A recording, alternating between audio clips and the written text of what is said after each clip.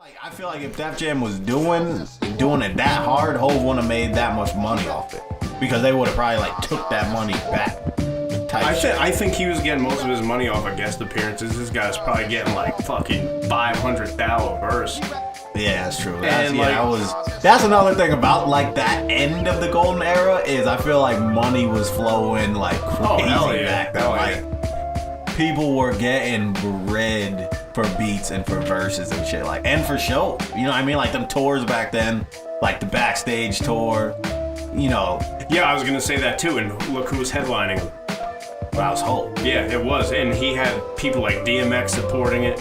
Method Man, Redman, Ja Rule, who was doing crazy. This guy had like top tier artists that he was headlining for. So imagine at the top of the pile how much money this guy is seeing off the tours as opposed to all these.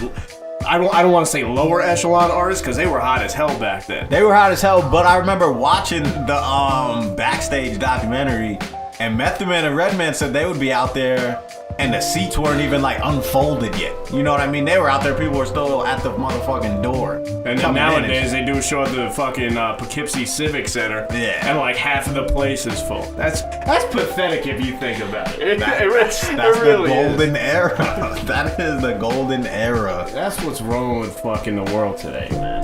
Yeah, well, what are you gonna do? So this show, that's what I'm gonna do. There you go. That's Don Knotts' contribution to the world. This guy's looking for the Nobel Peace Prize for fucking unearthing the relics to bring to the new generation.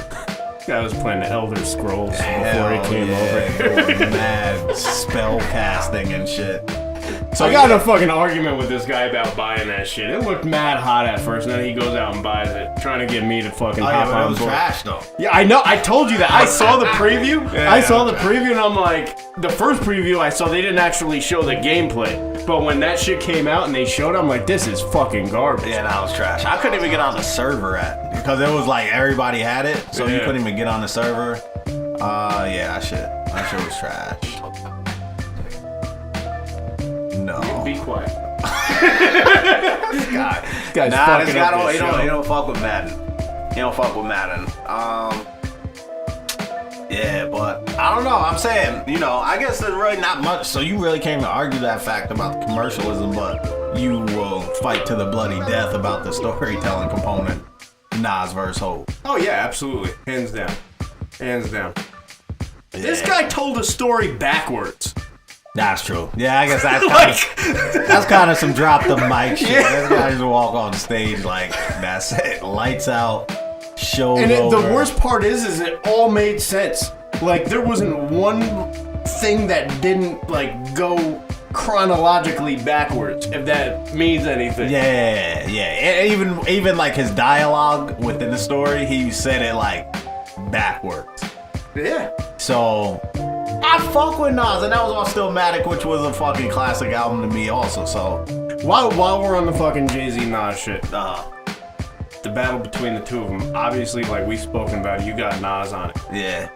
I was thinking about this shit earlier today. I was listening to fucking on my way home from work, the Best of Nas, and one mic came on. It just took me back to that whole era when Ether came out and whatnot. I feel like I got Nas all the way. Right. But I feel like if Nas would have made that, like, sent the first blow, I feel like he would have lost the battle. Why do you say that? I don't know. Like, the takeover was mad hard. But the first time I heard that, I was scared for Nas. I can't. But I feel like it was more so like P got demolished with the shit. You know what I mean? Like, P got demolished out of Summer Jam with it because that's how it all unfolded. If you remember, like, Hov finished that set by saying, ask Nas, he don't want to go home. Yeah. Like, that verse that follows that shit didn't even drop yet. So it was just like, it left everyone like, oh shit. And that, like, I guess Pac went out Nas, right? But other than that, you didn't really hear, or Nature, but nobody cared, like, globally. I fucked with the Nature track. Remember, not Nature, Cormega went at Nas. Oh yeah. It was Mega and his. I got that shit on white label. And his no-name man went at Nas and Nature. I think that was Mike DeLorean. Nah, was it? I don't know. I'm pretty sure it was Mike DeLorean. I mean, he's never been heard from again. But yeah. But like Nas, that was almost like, wow, that's like crazy. You throwing rocks at the throne type shit. You fucking with Nas. So, and then when the Blueprint album dropped, which was one of my favorite albums ever. Then you heard of Nas, the full like verse shitting on Nas. Yeah. But it wasn't, to me, it wasn't even that hard. It was like pretty hard, but once Ether dropped and it was like the beat, the vibe, the way he like did the hook, it was like, the hook was like mad unorthodox and shit. It was just like dropping kind of randomly, and this guy just going off on him like you a fan, a pussy, a fake, something. A phony a stan. Yeah. I'll still whip your ass. You 36 in a karate class.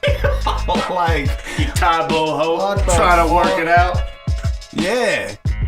And then, you know what I mean? Like, and then Nas also had background shit where it's like, like Hov. As soon as I heard let me take you back to the first time I heard Ether. I was on the family compact computer. Getting screamed at for tying up the phone line. Are you talking to shut the fuck up again? This guy's screen name on AOL was shut the fuck up. Oh yeah. Running rampant in chat rooms. Hell yeah. Beats for sale. 29 fucking exclamation points. But yeah, I guess I forgot what the pirating site was that people were putting shit on back then, but they put that K-Slay CD on there, and that was probably Napster back then. Was it? It might have been Napster. Like there was one other one. That was way before LimeWire, and there was like Kazaa. Yeah, but I don't know. It might have been that. I don't think it was Napster. There was one other one that. Well, anyway. Yeah, regardless. So I fucking like, I'm going nuts trying to hear this song. Fucking finally downloaded after like 3 hours of dial-up loading up. Oh yeah. Golden era shit. 54 bits of a second or whatever. The minute that shit said, fuck Jay-Z, I'm like, oh shit! Oh yeah. Oh, I'm going nuts. And then everything that followed was like, I was speechless after it.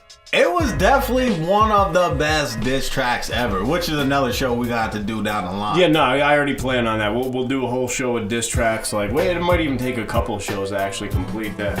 Yeah, so, but I don't know, like, and then I think Cameron's diss track going at Hov was probably harder than Ether. What was Cam's diss track at? It had Max B on the hook. I don't even remember. I forgot what the name of it was, but this guy was like talking about how he had Beyonce on the fucking hook singing about slinging crack. Damn, I don't even remember that. And that's crazy that you remember it and I don't. Yeah, you this guy's a fucking Dipset. Dipset head. Nah, that song was serious. Yeah, I don't know. And then Hov dropped that super ugly shit, which I thought that was a lost cause. That shit was. That was mad emotional. This dude put it out like the day after Ether dropped. Yeah. It was like an emotional reaction. It was emotional. You right. Hov is better. Hov is at his best when he's doing subliminal shit. You know what I mean? True. Like where he's not saying names and and that was cool back then because it was like real early internet shit. So there was like, it's kind of like how we talk about the Story to Tell. Like everyone thought it was John Starks. Yeah. Like if they drop Story to Tell today, you would know it's Anthony Mason tonight. Oh yeah. You know what I mean? Whereas back then you had to kind of like speculate type shit. So like Hov dropped. People would have been on Twitter the moment that shit happened. Like, yo, Biggie just fucked Anthony Mason's wife. Right, exactly. Shit would be trending. Yeah, it would definitely be trending. Yeah. So rest in peace, Anthony Mason. What happened? This fucking guy's interrupting everything. Oh, yeah. Fucking Peter Pan on the controls. What is it, over Pan? Got a text message. Like, recording episode 5, episode 4 is not out. Who said that?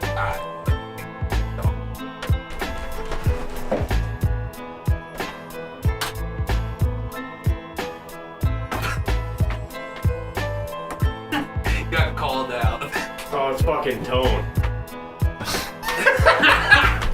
Shout out to Tone. This fucking guy, Tone. My arch nemesis. Definitely gonna shave your beard next time on a Wednesday. Yeah. Shout out to Tone. Shout out to Tone, active listener, man. That's what we like, man. Shout out to this guy Tone for actually, like, not only listening and shit, but getting involved, sparking debate, conversation. That's what this show is all about. So shout out to that guy. Episode 4 is dropping Tonight? soon. As soon as this guy gets home, shit would have been out if he didn't start talking to the drunk guy fucking next to him. Yeah. This guy was looking at fucking property in North Carolina on this guy's phone for like 45 minutes straight up late to the session. Yeah, Sitting definitely. around here waiting for him and shit. Yeah, I'm saying it's ready. It's ready. It's ready. Fucking crack is cooked. Crack is cooked. So yeah, where the fuck was we though? We was